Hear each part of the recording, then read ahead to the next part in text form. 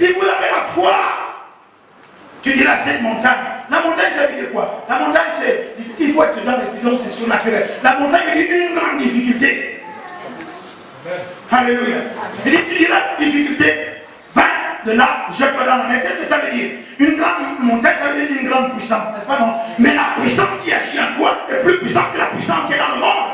Celui qui est en toi est plus puissant que la difficulté que tu as. Amen. Il y a des gens qui ont moins d'argent que toi, qui ont fait voyager leur enfant. Pourquoi que tu estimes que c'est si difficile? Celui qui est en toi est plus puissant. Mais tu passes le temps à te lamenter.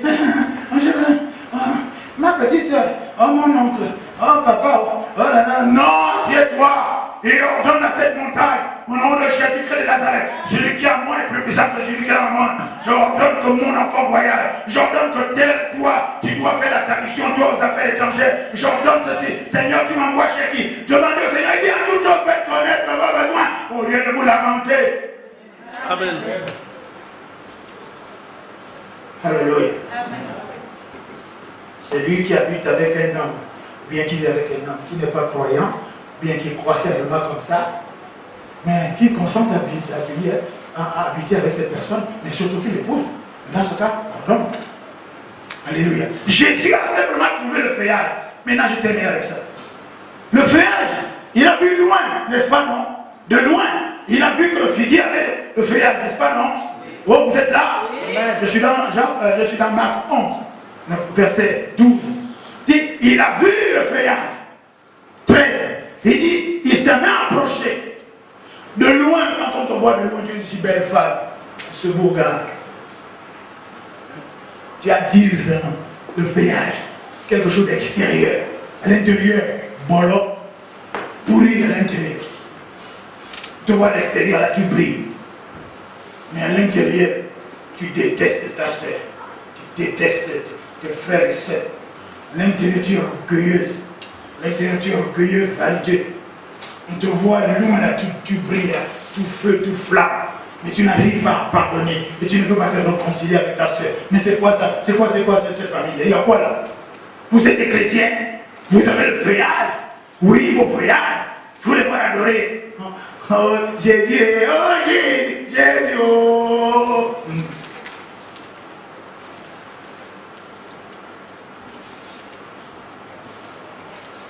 Je n'ai pas encore tout compris, je suis comme vous. Mais l'avantage, c'est que vous le vivez devant vous. Je n'en veux aucun des miens. Vous voyez comment ils sont venus ici, ils ont été bénis. Vous voyez comment ils ont massacré l'église, ils ont fait sortir tout le monde. Alors qu'ils sont venus ici pauvres, ils n'avaient rien du tout. D'autres aujourd'hui, hein papa, vous les avez côtoyés. Aujourd'hui, ils ont construit des grandes maisons, ils ont été bénis. Le temps qu'ils ont ici, on les a bénis. Mais ils disent n'importe quoi. Je suis magicien, je suis... Leur fille pasteur a tout fait, plié en cas de gêner. Mais nous ne riposte jamais. Notre cœur est clean. C'est pourquoi il y a la puissance. Parce qu'il y a de la place pour la puissance, pour le power de Dieu. Il n'y a pas de puissance pour se fâcher. Waouh! Vous savez combien de fois les femmes m'ont trompé, m'ont mis dans la poussière, dans la boue. Elles ne m'ont même pas mis dans la farine, mais dans la boue. On va encore faire. On va encore faire comme on va encore. Ah, on va encore faire comme. Pour rien, vous allez massacrer les gens pour rien. Bien aimé, par les compassions de Christ, soyez réconciliés.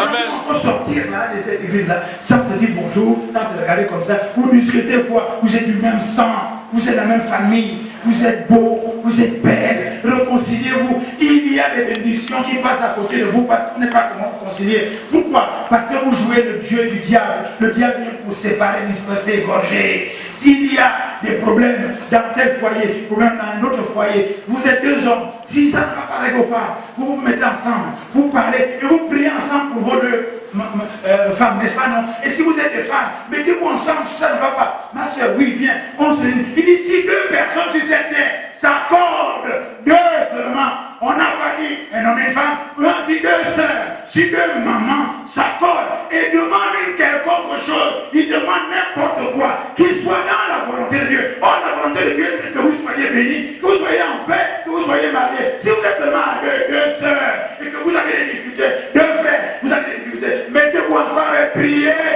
Dieu vous donnera ça. Amen. Un chasse mille, deux chasse mille. Amen. Tant que vous n'êtes pas réconcilié, personne de vous ne sera en paix. Quelle que soit la femme que tu vas épouser, tu ne seras pas en paix. Quel que soit le mari avec qui tu ne seras pas en paix. Pourquoi? Parce que les maris aussi regardent, les hommes aussi regardent. Comment je vais aller épouser une femme dans une famille où, attends, les soeurs ne s'entendent pas. Comment une famille où tous les frères se détestent? Attends, demain après Noël, tu vas parler à qui? Alléluia. Est-ce que vous êtes là? C'est ça l'évangile, ce n'est pas donner les grandes théologies. Non, non, non, non. C'est vous dire, l'évangile, c'est la bonne nouvelle de Jésus qui est venu nous réconcilier avec Dieu. Il dit, soyez réconciliés avec vous-même et avec Dieu. Sinon, vous faites quel Dieu? Est-ce que vous êtes là? Waouh! Jésus-Christ a vu seulement les belles feuilles. Et Jésus-Christ était attiré aussi, oui. Il était attiré, il dit, ah, il s'en est approché. Quand il regarde, ah, mais c'est seulement les feuilles, il n'y a pas de figues. Oh, ce figuier était sous la loi de l'orgueil, la loi de la vanité, du manque de pardon, manque de réconciliation, d'accusation. C'est la faute de l'autre, c'est la faute de l'autre. Jésus a dit, dans ce cas, je ne peux pas manger ton fruit. Parce que Jésus-Christ est venu avec la grâce. Il dit non, même si tu n'as pas de fruit, comme moi Jésus, je suis là, tu dois pourvu. Ça fait longtemps que Jésus attend tes fruits pour te bénir. Amen. Est-ce que vous êtes là? Ça fait longtemps que Dieu attend que tu arrêtes de mentir. Ça fait longtemps que Dieu attend que tu arrêtes la fornication.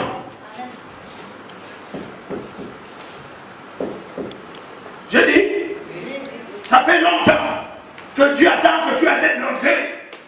Ça fait longtemps que Dieu attend que tu sois réconcilié pour que tu sois stabilisé. Ça fait longtemps que Jésus attend que tu serves, que tu sois béni. Amen. Lève-toi et serve l'Éternel. Wow. Il dit, recherchez premièrement le royaume des cieux et sa justice. Et le reste sera donné. Tu veux te marier, ton mari joue au Dieu de mon voisin, il a dit les membres, il a une chose pour ne pas vouloir t'épouser. Viens servir Dieu, le reste sera donné. Par-dessus, en haut.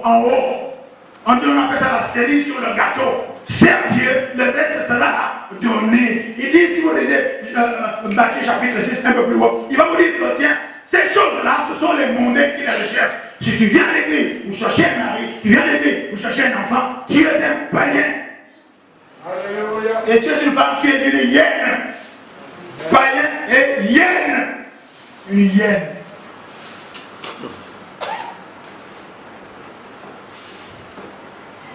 Je vous donne un secret. Tout ce que j'ai là, je mets ça dans Dieu. J'ai donné à Dieu l'ultimatum jusqu'à un certain âge. Mais reste déjà. Je vais tout faire, tout donner à Dieu. Quand j'arrive mes 60 balais, je dis, oh Dieu vient assez. Jésus, où es-tu? Non. Là, on va parler ça de moi. On vient maintenant là. Parce que passer ce délai-là, si je n'ai pas ce que tu m'as promis, ça ne marchera pas. Ça ne marchera pas. Alléluia. Tu veux faire comme je dis. L'homme de l'Éternel, oui, fait ça. Si c'est ça, bloqué. Pourquoi? Parce qu'il y a les fruits. Voilà le ministère, voilà l'église. Voilà la vie des gens qui changent. Même s'ils repartent, ils ont été bénis. Personne ne peut sortir de cette église sans avoir été béni. Amen. Personne. Si tu fais ce que je te dis de faire, personne. Alléluia. Bon, pour mes filles, il faut quand même les examiner. Avec ces caractères de cochon. Dieu attend de vous bénir avec vos caractères de cochon pour que vous puissiez trouver aller en mariage. Alléluia. Vous ne parlez plus? Hein? Je termine en disant ceci. La religion que nous avons aujourd'hui, l'apparence pieuse, l'apparence de gentillesse. Nous sommes là, on a dit, oui maman, tu peux gratter ta péri ou ton tissage. Oui, tu te reconnais. Ton tissage, là, ça m'énerve. Alléluia. Non, bébé, regarde ton tissage. Ça, c'est pour l'araignée. Toi, tu es là, maintenant les cheveux sont... Bon, ça va, on passe. On appelle ça tissage d'araignée. C'est trop fort. Alléluia. Attendez. Arrêtons, n'est-ce pas, d'être en haut. Léger. En surface. Jésus attend à ce qu'à l'intérieur de nous, il y ait des fruits. Pourquoi dans Galates 5, 22, Jésus attend qu'il y ait la paix, tu sois un homme de paix. Amen. Mais quand on parle de le frère est mort, non, là où je quitte, parce que le jour qui va savoir ça, c'est sûr que c'est le double. Dieu attend que tu un peu le maîtrises. Dieu va faire en sorte que les gens te calomnient, t'insultent, ils te disent n'importe quoi. Maîtrise-toi. Amen. Maîtrise-toi. Amen. Oh, mais tu n'entends pas comme on a dit d'insulter. Tu n'entends pas ce qu'on dit de toi. Non, calme. On en a vu pire que ça. Et après, quand tu arrives à ce niveau-là, les gens vont dire, oh, il a changé. Dès que les gens disent, oh, lui n'a pas parlé comme ça. Pierre était impétueux. Pierre était réactif, réactionnaire, vindicatif. Oh. Maintenant, Paul l'a repris devant tout le monde. Pierre n'avait rien dit. Il a dit à un moment donné où il faut te maîtriser, maman. Il faut te maîtriser. Oh.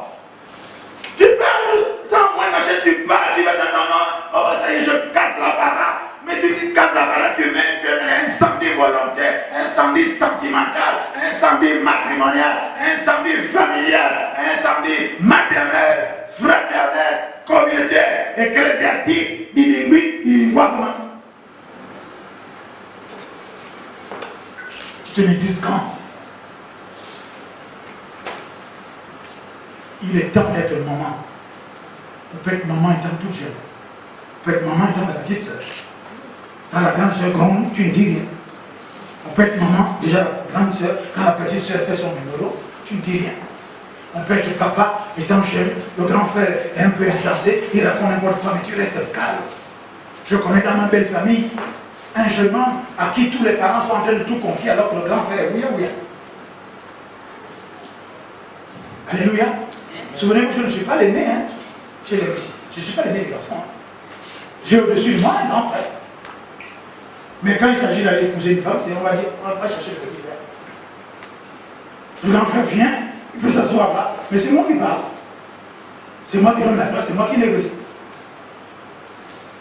Alléluia. Amen. On peut être une jeune fille. Jérémie, il était un prophète de 12 ans, mais c'est lui qui avait Dieu avec lui. Vous êtes là?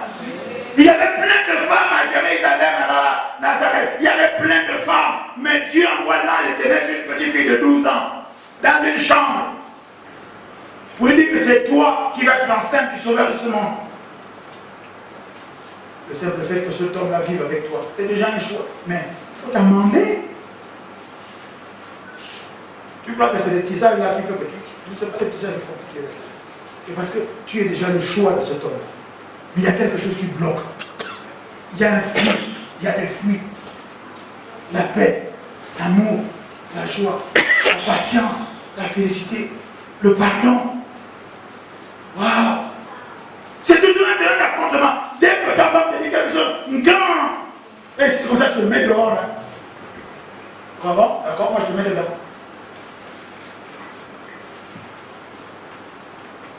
Dès que ton mari parle, ça y est, tu vas mettre le cycliste.